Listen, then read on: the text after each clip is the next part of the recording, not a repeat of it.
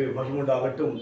இந்த நாள் நாம் யாவருக்கும் மகிழ்ச்சி நிறைந்த ஒரு நாள். இது காரணம், நம் தேசம் சுதந்திரம் அடைந்த நாளாக, நம் தேசம் முழுமையாக யாவரும் கொண்டாடுகிற விசேஷித்த நாள்.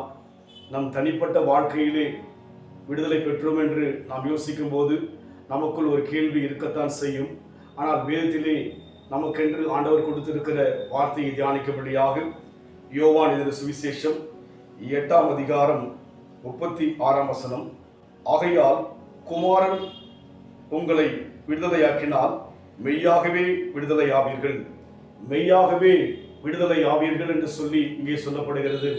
அப்படியானால் நம் தேசம் விடுதலை அடைந்து இத்தனை ஆண்டுகள் ஆகிறது.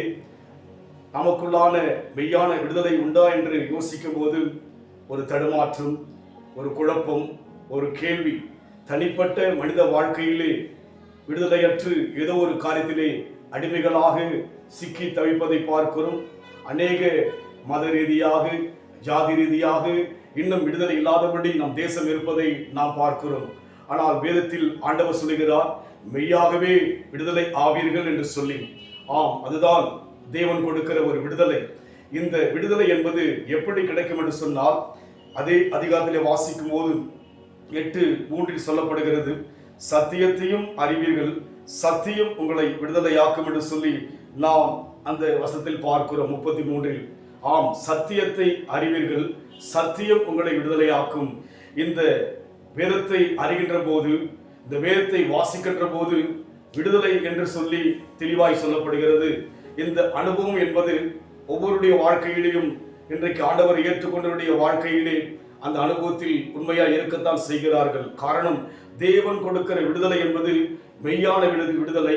அந்த விடுதலை எந்த வழியில் என்று சொன்னால், சத்தியத்தை அறிவீர்கள், சத்தியம் உங்களை விடுதலையாக்கும் என்று சொல்லி பார்க்கிறோம். இன்னும் சற்று விளக்கிக் கொள்ள வேண்டும் என்று சொன்னால், 2 கொரிந்தியர் 3ஆம் அதிகாரம் 17 சொல்லப்படுகிறது, கர்த்தரே ஆவியானவர், கர்த்தருடைய ஆவியானவர் எங்கே உண்டோ அங்கே விடுதலை உண்டு என்று சொல்லி பார்க்கிறோம். ஆம், சத்தியத்தை அறியும் பொழுது விடுதலை. இரண்டாவது, ஆவியானவர் எங்கே உண்டோ அங்கு விடுதலை என்று சொல்லி பார்க்கிறோம். தேவன் யார் என்றால் ஆவியாக இருக்கிறார். இந்த உலகத்தில் தெய்வத்தை ஒரு சிலையாக, ஒரு விக்கிரகமாக, ஒரு சிற்பமாக, ஒரு ஊரில் பார்க்கும்படியாக, ஒரு மலையில் பார்க்கும்படியாக நாம் கடந்து போகிறோம்.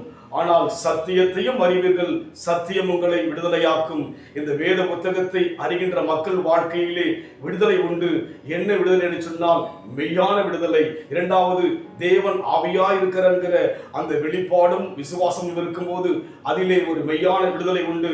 நம் வாழ்க்கையிலே அந்த மெய்யான விடுதலையை ஆண்டவர் கொடுத்தபடியினால் நாம் நம்முடைய வாழ்க்கை மாத்திரமல்ல, அநேகர் அந்த வாழ்க்கையில் வரும்படியாக நம்மை ஒப்புக் கொடுக்க வேண்டும், அதற்காக ஜெபிக்க வேண்டும். இந்த உலகத்தில், நம்முடைய தேசத்தில் விடுதலை பெற்றது உண்மைதான். ஆனால் தனிப்பட்ட மனித வாழ்க்கையிலே மெய்யான விடுதலை உண்டோ என்று பார்க்கும்போது தடுமாறுகிறோம். நமக்கு கொடுக்கப்பட்ட இந்த விடுதலையை மற்றவர்களும் பெற்றுக்கொள்ளும்படியாக நாம் ஒப்புக் கொடுப்போம்.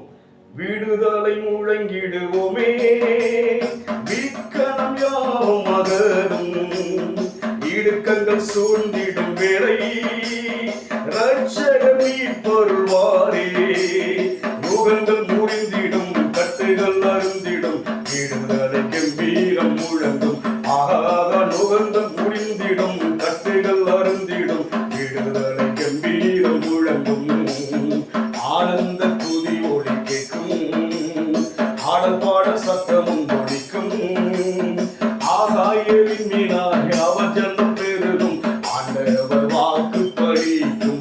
ஆகாயவின் மீனாய் அவர் ஜன்மம் பெருகும், ஆண்டவர் வாக்கு பழிக்கும். மெய்யாகவே விடுதலை ஆவீர்கள் என்ற உம்முடைய வார்த்தைக்காக நன்றி செலுத்துகிறோம். நாங்கள் எப்படி விடுதலை ஆவோம்? உம்முடைய சத்தியத்தை அறியும் பொழுது, தேவன் ஆவியாய் இருப்பதாக விசுவாசிக்கும் பொழுது நாங்கள் விடுதலை ஆவோம். கர்த்தாவே, நாங்கள் மாத்திரமல்ல, இந்த தேசத்தில் அநேக மக்கள் மெய்யான விடுதலையை பெறும்படியாக நீர் விரும்புகிறீர். அதற்காக நன்றி செலுத்துகிறோம்.